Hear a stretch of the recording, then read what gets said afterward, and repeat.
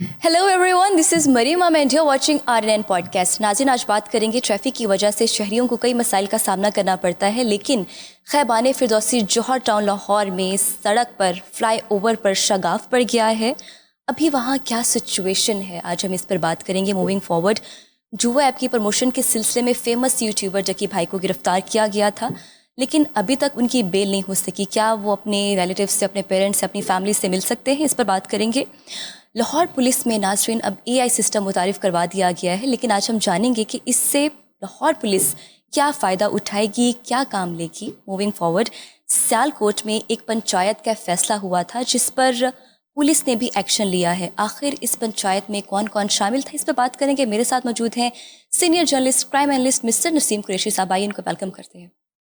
अस्सलाम वालेकुम। वालेकुम अस्सलाम, कैसी गुड हैं? इवनिंग, कैसे हैं आप? मैं ठीक हूँ। मरियम, आप कैसी हैं? बिल्कुल ठीक सर। जैसे कि हम जानते हैं कि शहरियों को ट्रैफिक की वजह से हमेशा मसाइल का सामना करना पड़ता है, और अब खैबान फिरदौसी जौहर टाउन लाहौर में फ़्लाई ओवर पर शगाफ पड़ गया है। वहाँ क्या सूरत हाल है, क्या सिचुएशन है, हमें बताएं। वैसे तो ख़ियाबान फ़िरदौसी, जैसा कि आपको मालूम है कि कोई पिछला 5 माह से 5 बल्कि ज़्यादा देर हो गई, 5 माह से शौकत खानम से अल्लाह चौक की जानिब अगर हम आएँ वहाँ से, तो वो नई सीवरेज लाइन डलने की वजह से वो बंद है, जिससे ट्रैफिक के बड़े शदीद मसाइल हैं। और अल्लाह चौक से उधर शौकत खानम फ्लाई ओवर की तरफ जाने वाली रास्ता खुला था। वहाँ से आगे भी अब जैसा आपको पता है, अब आगे पाइन एवेन्यू की तरफ वेलेंशिया और लेक सिटी, कितनी आबादी आगे उस तरफ है, तो सारा प्रेशर जो है ना इस रोड पे था। तो हुआ ये है कि ये जो शगाफ पड़ा है ना, ये फ्लाई ओवर के ऊपर नहीं पड़ा, जी। जहाँ से फ्लाई ओवर शुरू होता स्टार्टिंग में, ओके। यूं करके वहाँ से वो सड़क बैठ गई है। और बैठी क्यों है? क्योंकि वो वहाँ पे जो काम चल रहा है इसका सीवरेज का, तो वहाँ पे ना अभी ये वासा काम कर रहा था, क्योंकि उधर से एक दो सोसाइटियाँ हैं जो साथ में रेवेन्यू सोसाइटी, वो उनका सीवरेज वहाँ से गुजरता है और गुजर के आगे मेन ड्रेन में जाता है। ओके। तो वहाँ पे उसकी लीकेज थी। अब वो लीकेज हो रही थी। पिछले दिनों बारिशें वगैरह भी हुई, वो हो रही होते पहले सुबह में थोड़ा सा वो बैठी सड़क, फिर उसके बाद एकदम से वो थोड़ी देर बाद वो सारी की सारी बैठ गई उधर से। अच्छा। जैसे अब ब्रिज चढ़ते हैं, उससे पहले वो ना एक बड़ा सा एक शगाफ पड़ गया। ठीक है। ठीक है, होल बन गया वहाँ पे, और वो काफ़ी गहरा बन गया, 10-11 जानी फुट नुकसान तो अभी तक नहीं हुआ? कोई नहीं हुआ। पहले पता चल गया था, उसको बंद कर दिया गया। उसको बंद करने की वजह से तमाम ट्रैफिक इस कदर डिस्टर्ब हुई है, इतनी कि आपका तसव्वुर है कि मैं भी उस वक्त उसी रोड से आ रहा था। मेरा ये ख्याल था कि आगे से मैं लेफ़्ट हो जाऊंगा और आगे से निकल जाऊंगा, उतना ही बंद है। लेकिन इतना मैसिव किस्म का ट्रैफिक जाम कि मेरा वो जो 2 मिनट का फासला था, 2 मिनट का फासला, वो मेरा कोई 2 घंटे कोई 8 मिनट में मैंने कवर किया। दाएं से बाएं कोई ट्रैफिक मुझे वो 8:30 नहीं नज़र आए, मुझे तो नहीं नज़र आए, लेकिन हो सकता है कि उनकी कहीं भी ड्यूटी हो, लेकिन मुझे नज़र नहीं आए। खुद ही से हमने गलियों में घुसा के, इधर से घुसा के, फिर ऊपर से कुछ जगहों पर उन्होंने एक बेवकूफ़ाना तरीके से यू टर्न बंद किए हुए थे। साइड रोड जो है सर्विस लाइन की तरफ जाने वाला रास्ता, वो उसको उन्होंने स्पेशली बैरियर लगा के कोई अपनी साइंस लड़ाई थी उन्होंने कि जनाब ऐसे ट्रैफिक चल सकती है। अच्छा, अब ट्रैफिक के लिए ना DGLDA जो हैं flight lieutenant retired Tahir Farooq साहब, वो मौके पे गए। हाँ, वो मौके पर गए, उन्होंने विज़िट वगैरह किया और उन्होंने वहाँ पे अहकामात जारी किए कि 24 घंटे के अंदर ना इसको कवर करें, गड्ढे को कवर करके, और वो फौरी तौर पर ट्रैफिक के लिए इसको खोलने के काबिल बनाएं। और उनको फिर जब ब्रीफिंग दी MD वासा गफरान अहमद साहब ने, गफरान साहब ने जी। तो और भी लोग साथ में थे, मौजूद थे, तो उन्होंने फिर उसके बाद ये तय पाया कि उसको ताकि ट्रैफिक के लिए मंडे तक हर सूरत खोल दिया जाए। और गड्ढा जो कवर करने के लिए उन्होंने 24 घंटे दिए, लेकिन जो उनकी प्रेस रिलीज जारी हुई LDA की, उसमें उन्होंने 48 घंटे बताया। अब यहाँ पे एक ज़रा तवज्जो तलब बात ये है कि वासा के वहाँ पे जो डायरेक्टर हैं, जो जिम्मेदार है, वो जो साहब, उनका नाम दानिश है, तो वो इतनी सुस्त रवि से काम करवा रहे हैं। अच्छा। کہ 4 ماہ سے زیادہ عرصہ ہو گیا ہے وہ سیوریج پائپ لائن جو ہے نا ابھی تک وہ کمپلیٹ نہیں ہو سکی، جس کی وجہ سے یہ کھڈا جو ہے سڑک کے اندر جی مطلب فلائی اوور کے بالکل ایسے لگے فلائی اوور میں کہ وہ پڑ گیا سڑک کے اندر، اور اس سے کافی اس سے کوئی بڑا جانی نقصان بھی ہو سکتا تھا اگر اس وقت کوئی گاڑی جا رہی ہوتی اور اندر گر جاتی، اور اس سے کچھ بھی ہو سکتا ہے، مطلب گاڑی کا فیول ٹینک ہوتا ہے وہ پھٹ بھی سکتا تھا، لیکن اللہ کا شکر ہے ایسا کچھ نہیں ہوا۔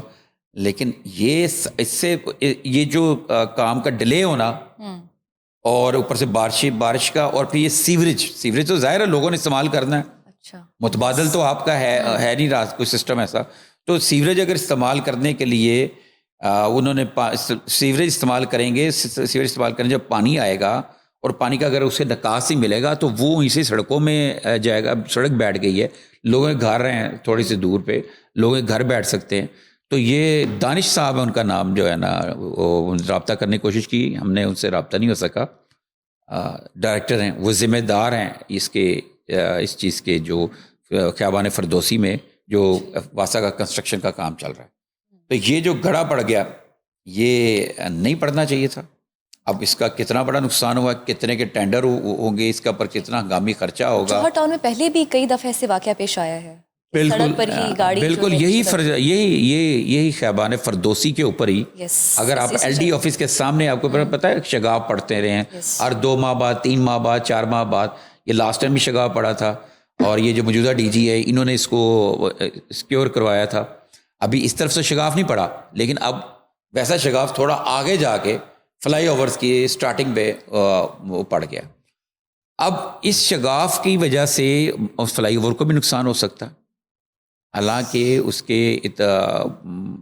کے پائلنگ کی ہوتی ہے کافی نیچے گہری تک، لیکن یہ نقصان جو پانی کے، آپ کو پتہ ہے پانی اپنا راستہ بناتا ہے، آپ نے ابھی سیکھا ہے، یہ دریا نے جو اپنا راستہ لیا ہے، تو یہ سیوریج کا جو پانی ہے جو نیچے مار کرتا ہے یہ اس سے بھی زیادہ خطرناک ہوتا ہے، یہ عمارتیں گرا دیتا ہے۔ تو ایم ڈی واسا تو بڑے کمپیٹنٹ صاحب ہیں، پورے لاہور میں یہ کام کروا رہے ہیں، لیکن یہ جو ہے نا یہ ڈائریکٹر صاحبان انہوں نے اپنی ایک سسٹم بنایا ہوا ہے، وہ اپنی مرضی کے کانٹریکٹر سے کام لے رہے ہیں، اور کام بھی وہ بڑا سست روی سے لیا جا رہا ہے، اور اس کی وجہ سے، سست روی کی وجہ سے اور دیگر مسائل پیدا ہو رہے ہیں۔ اور یہ جو لاہور کو ترقیاتی کاموں کا ایک پروجیکٹ جو ہے نا، مریم نواز وزیر اعظم سی ایم پنجاب کا جو چل رہا ہے، پورے لاہور میں سیوریج ڈالے جا رہے ہیں، اور نئی گلیاں بن رہی ہیں، سڑکیں بن رہی ہیں، تو اس میں بڑی کباتیں آ رہی ہیں، اور یہ کباتیں آ رہی ہیں جو ادھر موقع پہ جن لوگوں کی ایکسیئنس کی، جو ڈائریکٹر صاحبان کی ذمہ داری ہے، جیسے کہ خیابان فردوسی پہ جن ڈائریکٹر صاحب کی ذمہ داری، وہ کام وقت پر جو نپٹانے میں ناکام رہے ہیں اور بڑی خرابی آ رہی ہے۔ تو اس پہ میں گورنمنٹ سے اور ایم ڈی واسا سے اور ڈی جی واسا سے میں گزارش کروں گا کہ یہ ذرا ان چیزوں کو ذرا ڈیپلی دیکھیں، ذرا غور کو فکر کریں۔ لوگوں کا نقصان ہے، اگر آپ ایک بنی ہوئی سڑک اس طرح تباہ ہوتی ہے تو پیسہ تو عوام کا ہے نا، ٹیکسز کا ہے، ہمارے ٹیکسز سے جاتا ہے، وہی پیسہ خرچ ہوتا ہے انفراسٹرکچر پر۔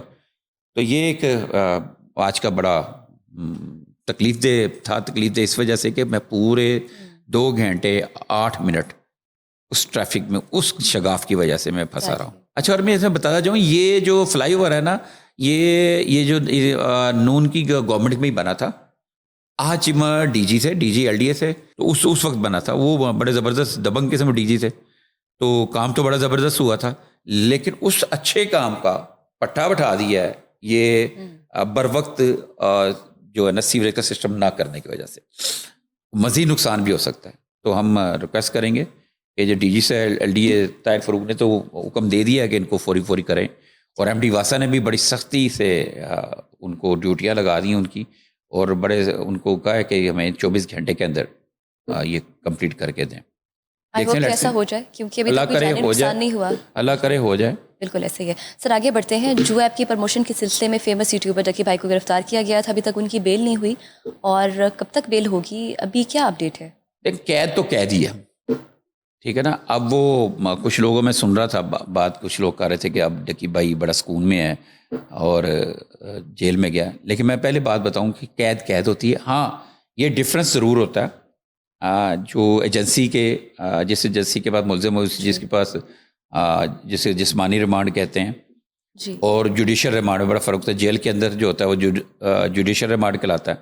اچھا فرق یہ ہے کہ جب کوئی بندہ کوئی شخص یا ملزم کسی ایجنسی چاہے وہ پولیس ہو FIA ہو نیب ہو اینٹی کرپشن ہو اور یا پھر یہ national cyber crime investigation agency ہو ان کے پاس جب ہوتا ہے تو وہ فزیکل ریمانڈ کے اندر کیا ہوتا ہے کہ وہ کسی بھی وقت اس سے کوئی بھی چیز پوچھ رہے ہوتے ہیں, اس کو کہیں بھی ریڈ پہ لے جا رہے ہوتے ہیں, مینٹلی ٹارچر دیا جاتا ہے تاکہ اس سے چیزیں نکالی جائیں.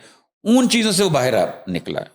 پہلے ڈکی بائک کا یہ تھا کہ جناب ڈکی صاحب یہ برآمد ہو گیا, ڈکی سے وہ ہو گیا, حالانکہ ڈکی تعاون کر رہا تھا, سارا کچھ سارا کرتا رہا اور اس کو بڑا ہائپ دلوائی انہوں نے اور مطلب کہ بڑا خوفناک ملزم ظاہر کیا. اب اس کو جتنا ڈیلے کیا 22 دن وہ ادھر ڈکی صاحب رہے. اب جب ہم یہ پوڈ کاسٹ کر رہے ہیں تو اس کو 11 دن ہو گئے جیل کے اندر. اچھا ابھی بیل میں اس کے کچھ کافی ساری چیزیں جو لٹکی ہوئی ہیں, وہ میرا خیال اس کی قانونی جو ٹیم ہے جو لیگل ٹیم ہے وہ اس کو کر رہی ہوگی. لیکن یہاں پہ میں آپ کو مزے کی بات بتاؤں, جب ڈکی کو شفٹ کیا گیا نا جیل کے اندر جانے سے پہلے اس کے جو جیل اہلکار تھے, جیل کے جو ارد گرد ان کے ملازمین تھے, وارڈن وغیرہ, وہ سیلفیاں بنا رہے ہیں. یہ پروٹوکول اس کو ملا جیل کے اندر جاتے ہوئے. غیر ایک نیا ماحول تھا. اب جیل کے اندر ڈکی کو یہ فائدہ ہے کہ وہ ہفتے میں 2 دفعہ اپنی فیملی سے مل سکتا ہے. ٹھیک ہے. اور ظاہر ہے اس کی جب فیملی جاتی ہے اس کے لیے کھانا بھی لے جاتی ہے, 1-2 دن کا اکٹھا کھانا بھی لے جاتی ہے.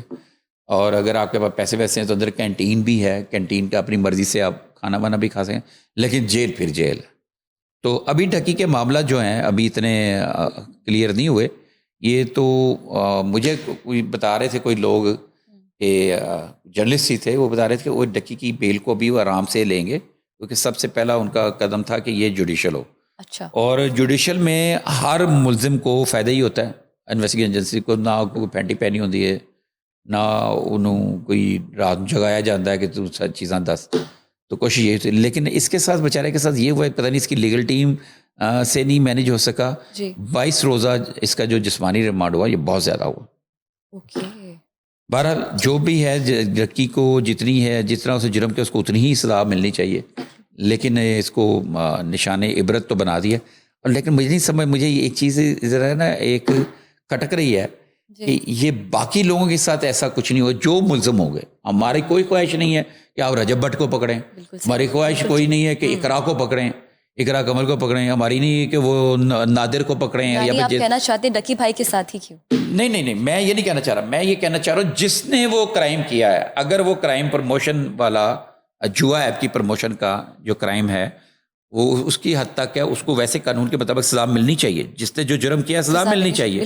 ہم لیکن کسی ایک بندے کو نشان عبرت بنانا اور باقیوں کے ساتھ بہتر سلوک کرنا یہ ناانصافی ہوگی. یہ چودھری سرفراز صاحب سے بھی ہم کہیں گے جو اس وقت national cyber crime investigation agency کے ڈائریکٹر ہیں لاہور کے, کہ ہمیں امید ہے کہ انہوں نے بڑی بڑی زبردست بات ہے. کہ میں اس دن ان کا پہلی دفعہ میں نے ان کو سنا, منصور علی خان صاحب کا میرا خیال پوڈ کاسٹ تھا, میں وہ کہہ رہے جو انہوں نے ایک بات کی تھی کہ نئی نسل کو تباہ کیا جا رہا ہے, جوئے کے اندر لگایا جا رہا ہے. تو میں اس کے اوپر میں ان کی اس بات سے ایگری کرتا ہوں. لیکن اس کے بعد یہ جو میڈیا ٹرائل چلتا رہا, میڈیا ٹرائل چلتا یہ ہو گیا وہ ہو گیا یہ ہو گیا وہ ہو گیا, آپ نے جو اتنا خطرناک ملزم بتایا اس کو آپ نے ہیرو بنا دیا. فالوورز تو ان کے ہیں, مطلب آپ 80 لاکھ سے زیادہ 8 ملین سے زیادہ ان کے فالوور ہیں, تو لوگ پسند کرتے ہیں اس کو سنتے ہیں. اور سب سے بڑی بات ہے نا, ڈکی نے اس چیز کا اعتراف کیا ہے کہ اس نے کہا کہ میرے علم میں نہیں تھا تو میں اپنی غلطی مانتا ہوں, میں ان کی پروموشن کرتا رہا. لیکن یہی الزام جو باقی لوگوں کے اوپر لگا ہوا, اگر وہ ملزم ہے جو جس لائنز پہ قانونی لائنز پہ ڈکی کو ملزم بنایا گیا, اگر اسی لائنز پہ آپ نوٹس بھیج رہے ہیں اور نوٹس کی سٹوریز ہمیں پتہ چل رہی ہیں, تو میرا خیال سب کے ساتھ ایک جیسا سلوک ہونا چاہیے. اور یہ میں پھر کلیئر کرتا ہوں, ہمارا کوئی مقصد نہیں, ہم تو صرف انفارمیشن شیئر کرتے ہیں. اس کے اوپر جو کوئی کہیں پہ سے کوئی تجزیہ تبصرہ ہوتا ہے وہ ہم بات کرتے ہیں تاکہ لوگوں کو وہ جو خبر ہے وہ اس کی جو ہے نا سمجھ آئے, جو انفارمیشن دی ہے ہمیں سمجھ آئے. وہ خبر نامے میں اور پوڈ کاسٹ میں یہ فرق ہے. بالکل, اس میں ہم تفصیل سے باتیں اس کو ایکسپلین کرتے ہیں. بالکل ایسے ایکسپلین کرتے ہیں. سر آگے بڑھتے ہیں. مجھے یہ بتائیں کہ لاہور پولیس میں AI سسٹم متعارف کروایا ہے, مجھے یہ بتائیں کہ اس سے پولیس کیا کام لے گی یا پھر شہریوں کو کیا فائدہ ہوگا؟ اچھا جی, یہ ایک بڑی مزیدار سی بات ہے نا. آپ کو پتہ ہے لاہور پولیس, ہماری پنجاب پولیس جو ہے, میں نے پچھلے کچھ عرصے سے میں نے سندھ کی پولیس سے اس کو بہتر کہا. جیسے ایک حمیرہ اصغر کیس ہم ڈسکس کرتے رہتے ہیں, بیچاری کی ڈیتھ ہو گئی, فوت ہو گئی, لیکن یہ ہے کہ وہ بار بار ہم اس کو ڈسکس کرتے ہیں. اللہ اس کی روح کو سکون دے, آمین. بالکل ٹھیک ہے. میں نے یہ بھی بلکہ ایک سے زیادہ دفعہ کہا ہے کہ اگر یہ کیس پنجاب پولیس میں ہوتا, پنجاب پولیس کے پاس ہوتا جی, تو اس کا رزلٹ کچھ اور ہوتا. اب تک اس کے ملزم ہم نے اچھا ان کی خبر ہم نے دے دی ہونی تھی, ہم نے دیکھ لیا ہونا تھا, ملزم سامنے آگے ہونے تھے. تو اب یہاں پہ ہماری پولیس نے جدید آلات میں آگے جا رہے ہیں, جس میں ہیومن انٹیلیجنس کے ساتھ ساتھ جدید آلات کی جیو فینسنگ وغیرہ یہ چیزیں ہوتی. جی, تو اب AI سسٹم جو ہے اس کے اوپر پولیس کا دعویٰ ہے, جو میں یہ خبر ہے اخبار کی, کہ انہوں نے کیا کہا جرائم کی پیشن گوئی اور روک تھام کے لیے. اب پیشن گوئی میری سمجھ سے یہ AI کا سمجھ میں نہیں آ رہا کہ AI پیشن گوئی کیا کرے گی. اگر کسی نے کہیں پہ چوری کرنی ہے, ڈکیتی, اگر کوئی سڑک ہے, بالکل ٹھیک ہے, اس کے گرد 4 موٹر سائیکلیں کھڑی ہیں, گاڑی کھڑی ہے, اگر کسی نے وہاں پہ چوری کرنی ہے, ٹھیک ہے نا, اس کی پیشن گوئی کیا ہوگی؟ کہ کیا یہ AI سسٹم جو ہے پولیس کا وہ ملزم کے دماغ کو پڑے گا؟ ٹھیک ہے نا. اس میں یہ میں پڑھتا ہوں خبر آپ کو کہ لاہور پولیس نے جدید artificial intelligence system Punjab emergency AI کا آغاز کر دیا ہے. یہ سسٹم پولیس کو پہلے ہی بتا دے گا کہ کہاں ڈکیتی ہونی. ڈکیتی, ٹھیک ہے نا, ڈکیتی سمجھتے ہو نا کیا ہے, میں بتاتا ہوں. میں بھی چوری یا حادثے کا خدشہ ہے, اور ہارٹ جو اسپاٹس ہو گئے, جو پوائنٹ ہو, ان کی نشاندہی کرے گا کہ یہاں پہ واردات ہو سکتی, یہاں پہ چوری ہو سکتا ہے. پولیس حکام کے مطابق اس سے پیٹرولنگ مزید مؤثر ہوگی اور اسمارٹ پولیسنگ کے نئے دور کا آغاز ہوگا. ویری گڈ, بڑی اچھی بات ہے.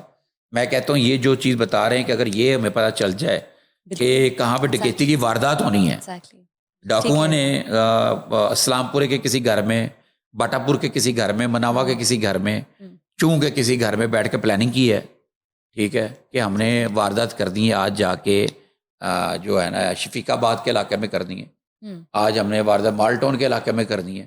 تو وہ ڈکیتی کی واردات کرنی ہے. ڈکیتی آپ کو پتہ ہے گن پوائنٹ پہ کی جاتی ہے, چھینا جاتا ہے, ٹھیک ہے. جو گن پوائنٹ پہ جو واردات ہو اس کو ڈکیتی کہتے ہیں. جو کسی کے غیر موجودگی میں خاموشی سے واردات کی ہے اس کو چوری کہا جاتا ہے. اور اسی طرح کے مختلف حادثے. اب یہ بھی ایکسیڈنٹ دیکھیں نا, AI یہ والا سسٹم یہ تو بتا سکتا ہے کہ یہ جو چوک ہے اس میں اتنی دیر کے بعد یہ زیادہ بڑھ جائے گا, وہ پیچھے سے اتنی ٹریفک کا فلو ہے, دائیں طرف سے آ رہی ٹریفک, اگر اس کو یہاں پہ اس کے اشارے بند کر کے مینولی نہ چلایا گیا تو یہ ہو سکتا ہے یہاں پہ کوئی حادثہ ہو. یہ تو چیز سمجھ میں آتی ہے. لیکن یہ جو بات ہے نا کہ پیشن گوئی کرن دی, نجومی والا کام AI کرے گا ڈکیتی وارداتوں کے حوالے سے, ٹھیک ہے نا, یہ میری سمجھ میں نہیں آ رہا.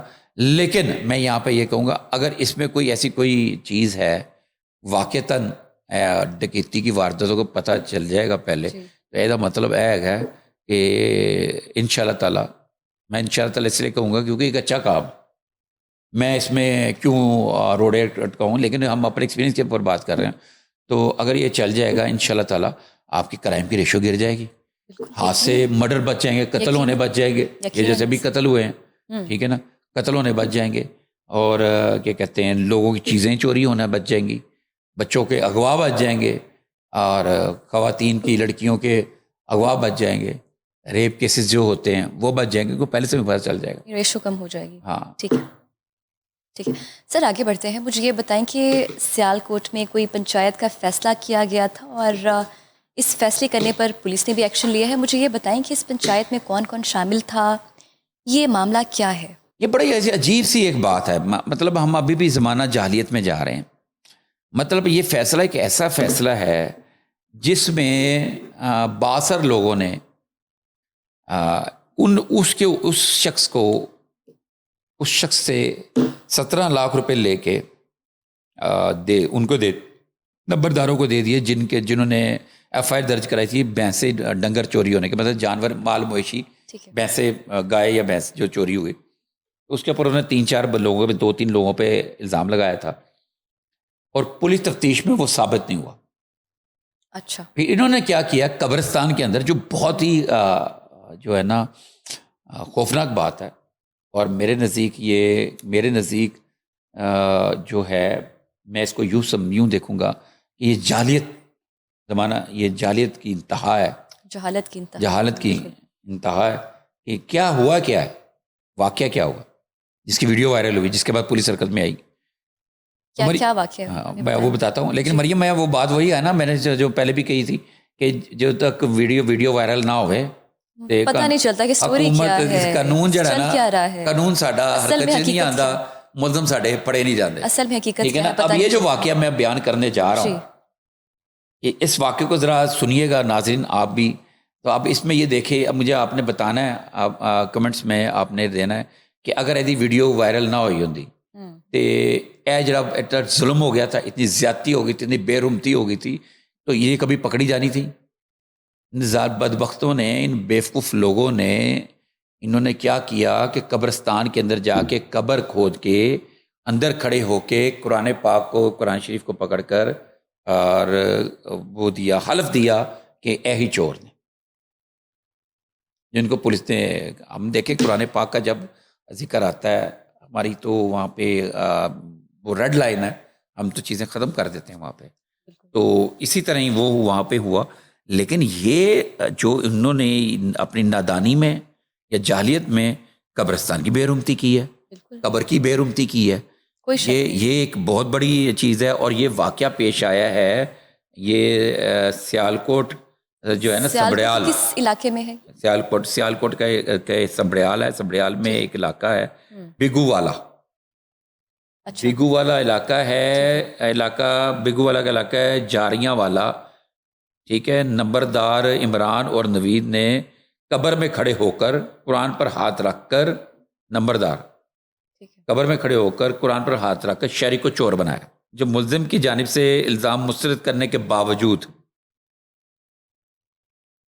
ملزم نے کہا تھا کہ میں نے نہیں چوری کی، جس کو باوجود زبردستی پنچایتی فیصلہ سنایا گیا، اور یہ بعض افراد لیاقت نامی شہری کو چور قرار دیا، جس کے پیسے، جس کو انہوں نے کہا یہ چور ہے، لیاقت نام ہے اس کا، 17 لاکھ روپے لیے گئے، اور اس کو انصاف نہ قبر کے ذریعے۔ اچھا، اس سارے واقعے کی نا کس ویڈیو ان کے لوگ ہی بنا رہے تھے، وہ ویڈیو بن گئی، ویڈیو بن گئی۔ وہ آپ کو پتہ ہے آج کل تو سوشل میڈیا کا دور ہے، ویڈیو بنی اور وہ کہہ دی تو میں تو دس نہیں ہوں گل تو بعد، ویڈیو تو بعد بنی ہے، میں پہلے بتا دوں۔ انہوں نے کیا کیا کہ اس واقعے کی ویڈیو کسی طریقے سے وائرل ہو گئی، جیسے ویڈیو یہ دیکھی، ویڈیو میں وہاں کی لوکل پولیس نے دیکھا یہ کیا واقعہ ہے کہ قبر کے اندر لوگ کھڑے ہیں اور وہ حلف دے رہے ہیں کہ جی اے ہوئی چور ہے، میں حلف دینا کہ یہی چور ہے، حلف کے اوپر۔ تو یہ اس کی اجازت کہیں بھی نہیں ہے، اس طریقے سے نہیں ہے، اس کی پنچایت، مطلب یہاں پہ لاہور پنجاب کے اندر اس طرح کے کام ہو رہے ہیں کہ آپ پنچایت پہ فیصلہ کر رہے ہیں، خود ہی عدالت لگا رہے ہیں، خود ہی فیصلہ دے رہے ہیں، خود ہی سزا بھی دے رہے ہیں، خود ہی دے رہے ہیں۔ انہیں جناب جی یہ جو نمبردار جو ہیں عمران اور نوید نے قبر پہ کھڑے ہو کے جناب جی کہا جی یہ جو ہے لیاقت جو ہے یہ ہمارا چور ہے، جس کے اوپر جناب کیا کہتے ہیں ان کو 17 لاکھ روپے دلوایا گیا۔ کو کسا یہ تھانہ بیگو والا میں عرفان اور رفیق کی بدعیت میں مویشیوں کی چوری کے حوالے سے 2 مقدمات زیر تفتیش ہیں، جن میں لیاقت، امان اللہ عبوری ضمانت پہ تھے، انٹرم بیل کرائی ہوئی تھی، اور ایک دو روز پہلے قبرستان میں لوگوں کو اکٹھا کیا گیا، ایک قبر کھودی گئی، اس کے اندر کھڑے ہو کر عمران اور نوید نے قرآن پاک پر حلف اٹھایا، اور مبینہ ملزموں نے چوری شدہ مویشیوں کی اٹھایا، جس پہ وہ جو ملزم تھے انہوں نے جناب مویشیوں کی قیمت جو مالی 17 لاکھ روپے تھی مدعیوں کو ادا کی، جنہوں نے ایف آئی آر درج کرائی تھی۔ مطلب یہ ترجمان سیالکوٹ ہے ان کی طرف سے ہے. ان کا یہ کہنا ہے فریقین کے فعل سے قبرستان کی بے رحمتی ہوئی, شہریوں کے مذہبی جذبات مجروح ہوئے. یہ کون کہہ رہا ہے؟ ترجمان سیالکوٹ پولیس. ہوئے ڈی پی او صاحب نے نوٹس لیتے ہوئے ایس ایچ او بیگے والوں کو قانونی کارروائی کے احکامات جاری کیے ہیں. پولیس نے 5 نامزد اور 10 نامعلوم افراد کے خلاف مقدمہ درج کر کے 3 ملزمان عرفان, رفیق, امان اللہ, ٹھیک ہے نا, ان کو حراست میں لے لیا, جبکہ باقی ملزمان کے لیے چھاپے مارے.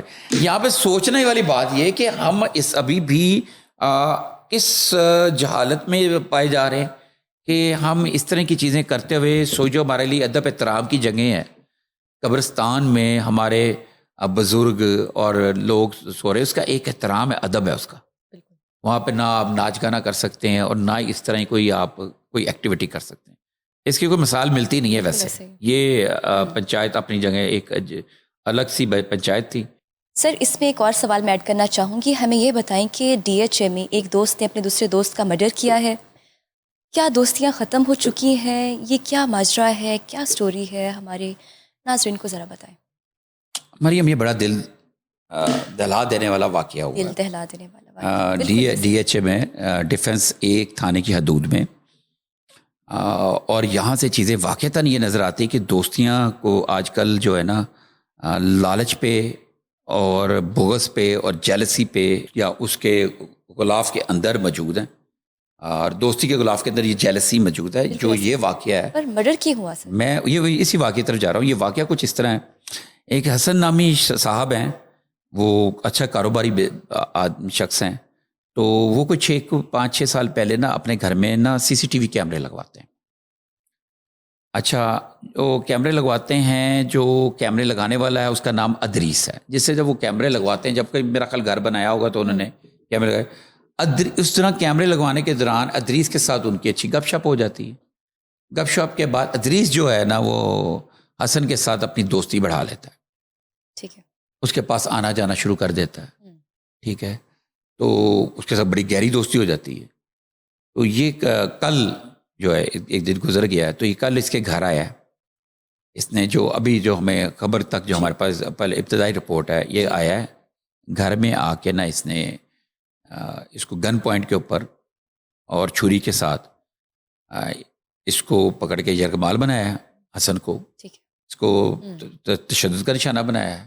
اس کی بیوی کو, اس کی بیٹی کو باندھ دیا, اور پھر اوپر والی منزل پہ 1st فلور کے اوپر جا کے اس کی والدہ کو, بری والدہ کو, حسن کی والدہ کو, اس کو بھی باندھ دیا. باندھنے کے بعد اس نے آگے چیزیں لوٹنے کے بعد اس نے ہتھوڑی سے اس کے سر پہ مار کے اس کو شدید تشدد کا نشانہ بنایا. تشدد کا نشانہ بنانے کے بعد اس نے اس کو چھری بھی ماری. اس دوران جو ہے جو ہمیں ابتدائی رپورٹ ہے, جو خبر ملی ہے, جو حسن کی جو سسٹر ان لا ہے جی, وہ کہیں آئے ہیں گھر. انہوں نے دیکھا کہ جناب یہ بندے میں ان کو کھولا ہے, تو اندر وہ دروازہ لاک تھا, تو وہ کھڑکایا, نہیں کھلا. تو وہ فوراً انہوں نے پولیس بلائی. پولیس آئی, جب دروازہ توڑا تو یہ اندر اس کے مطلب مر چکا ہوا تھا. تو اس کو پولیس نے پکڑ لیا ہے. تو مجھے ذرائع سے پتہ چلا کہ اس نے نا کچھ قیمتی اشیاء بھی سمیٹی ہوئی تھی. اس کو رابری کرنے کی نیت ہو اس کی. ٹھیک ہے. ان کو باندھ کے, تو میرا خیال یہ خیال ہے کہ جب یہ اس نے اس کے گھر گیا ہوگا, اس کی بیوی کو, اس کی والدہ کو, اس کی بیٹی کو باندھ کے یہ چیزیں لوٹ رہا ہوگا, تو حسن میرا خیال اوپر سے آ گیا.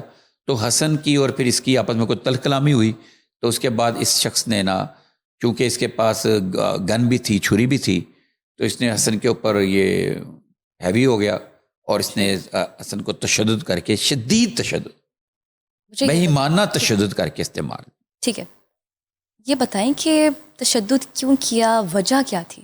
بھائی میں وہی بتانے لگا تھا, آپ نے کوشچن کر لیا. ابھی تک جو پتہ یہ چلا ہے کہ یہ ملزم نے جو ابتدائی بیانات دیے ہیں, مطلب یہ پولیس ذرائع سے مجھے پتہ چلا ہے, اتھینٹک بات نہیں ہے. میری ایس ایچ او صاحب ہیں خرم صاحب, ان سے میری بات ہوئی تو انہوں نے کہا یہ ابھی تفتیش جاری ہے, ہم پوچھ رہے ہیں, مختلف پہلوؤں پہ ہماری تفتیش جاری ہے, اور باقی جو بقایا ہم تفصیلات آپ کو پوسٹ مارٹم رپورٹ آنے کے بعد دیں گے. لیکن جو ہمارے جو ذرائع اپنے بھی ہوتے ہیں, ان ذرائع سے ہمیں یہ پتہ چلا ہے کہ یہ ملزم جو ادریس ہے, اس کا یہ کہنا تھا کہ جی میں نے اس سے کچھ پیسے لیے تھے کچھ عرصہ پہلے 2 لاکھ روپے، تو میں نے اس نے مجھ سے کچھ دیر پہلے فون کر کے مجھ سے پیسے کو تقاضا کیا، جبکہ میری بیٹی بیمار تھی، ہاسپٹل داخل تھی، تو اس نے مجھے گالیاں نکالی جو مجھے بڑا غصہ آیا. اچھا. مجھے وہ برداشت نہیں ہوئی، تو میں نے اس سے آ کے وہ مزہ چکھا دیا. یہ اس طرح کی ابھی ابتدائی کوئی اطلاعات ملی ہیں. تو لیکن یار یہاں پہ ایک بات یہ ہے کہ آپ یہاں پہ ذرا غور کریں، اس سے یہ پتہ چلتا ہے کہ آپ نے اگر دوستیاں یاریاں جو آپ کی ہیں وہ پہلے کی ہیں، اور اب آپ اگر آپ کے پاس کوئی سرمایہ ہے کوئی چیز ہے، تو اس طرح کے جو لوگ ہیں نا آپ کے ارد گرد، جی آپ ان کی مدد کر دیں. بالکل. آپ ان کی اگر آپ کے پاس اللہ نے کچھ دیا ہوا ہے آپ ان کی مدد کر دیں، لیکن ان کو اپنے سے دور رکھیں. بالکل صحیح. آپ ان سے توقع نہ رکھیں، کیونکہ آپ یہ دیکھیں یہ سین ہے کہ وہ کھاتا پیتا آدمی کہتا ہے جی میں نے مجھ سے صرف پیسے مانگے 2 لاکھ روپے، جبکہ اس کے پاس پیسے کی کمی نہیں تھی. یہ وہ جملہ. میں سوشل سائنسز کا طالب علم ہوں، ٹھیک ہے نا، تو بیہیویئر سائنسز کو میں پڑھتا ہوں.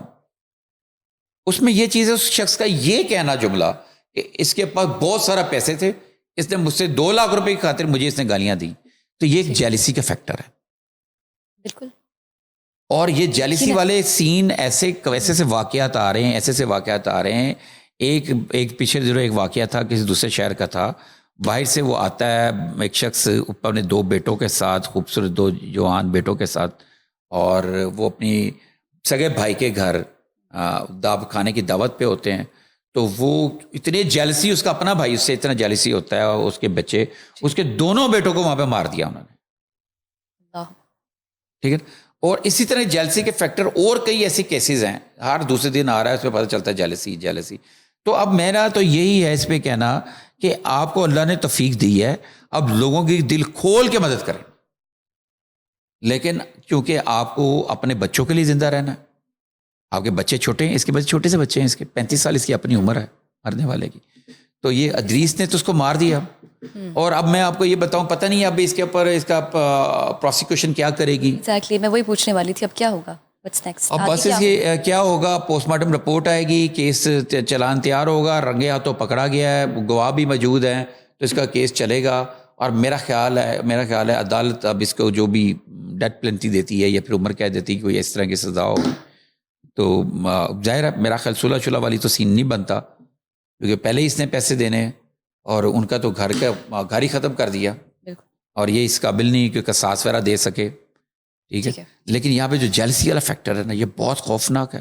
بالکل ایسا ہی ہے. اس سے محفوظ رہنا چاہیے ہر لوگوں کو، اور آپ کو یہ دیکھنا چاہیے کہ آپ کے دائیں بائیں لوگ جو ہیں آپ کو کس طریقے سے ملتے ہیں، ان کی گفتگو پتہ چل جاتا ہے. مجھے بہت سارے لوگوں کا پتہ ہے ہمارے اپنے پروفیشن میں جو لوگ ہم سے جیلس ہوتے ہیں، جو آپ کو پتہ ہوگا آپ سے جیلس ہوتے ہیں، تو ان سے ذرا محتاط رہنا چاہیے. بالکل ایسا ہی ہے. یعنی کہ جیلسی کی وجہ سے اب کسی کا مرڈر کرنا بالکل عام ہو چکا ہے. سر یہ تھی ہماری آج کی خبریں، اور آج ہم نے تفصیل میں ان کو ڈسکس کیا ہے. آپ کا بہت شکریہ. ناظرین، کیپ واچنگ اس، اسٹے ٹیون، ٹیک کیئر، اللہ حافظ.